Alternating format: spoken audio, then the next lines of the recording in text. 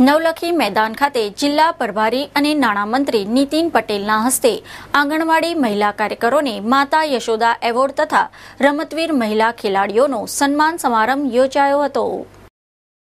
શહેરના નવલખી મેદાન ખાતે શનિવારના રોજ જિલ્લા પ્રભારી તથા નાણામંત્રી નીતિન પટેલની ઉપસ્થિતિમાં 36 જેટલી આંગણવાડી કાર્યકર મહિલાઓ તથા હેલ્પર બહેનોને માતા યશોદા એવોર્ડ એનાયત કરવાનો કાર્યક્રમ યોજાયો હતો।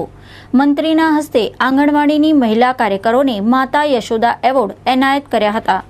આ સાથે 143 જેટલી યશસ્વી મહિલા ખેલાડીઓના સન્માન તેમજ 27 જેટલી તેજસ્વી દીકરીઓને મુખ્યમંત્રીના કન્યા કેળવણી નિધિ ફંડમાંથી શિક્ષણ પ્રોત્સાહન સહાય અર્પણ કરવામાં આવી હતી।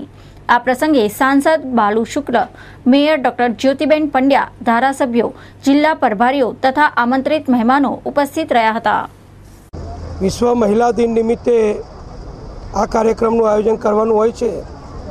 અત્યારે ગુજરાત વિધાનસભાનું સત્ર ચાલુ હોવાથી આજે આ કાર્યક્રમની સમગ્ર રાજ્યમાં ઉજવણી કરવામાં આવી રહી છે।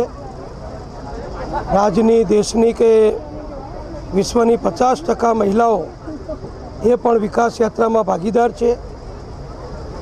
મહિલાઓ પણ અનેક રીતે પોતાની શક્તિનો સદુપયોગ કરી અને પરિવારથી માંડીને દેશ માટે ઉપયોગી થાય છે। ત્યારે મહિલાઓનું સન્માન થાય, સ્ત્રી સશક્તિકરણનું આયોજન થાય અને મહિલાઓ જ્યાં જ્યાં જે ક્ષેત્રમાં કામ કરે છે ત્યાં એમને પ્રોત્સાહન આપવા માટે વિવિધ પ્રકારના એવોર્ડ આપવામાં આવે, એ પ્રકારેનો કાર્યક્રમ આજે સમગ્ર રાજ્યમાં આયોજિત કર્યો છે।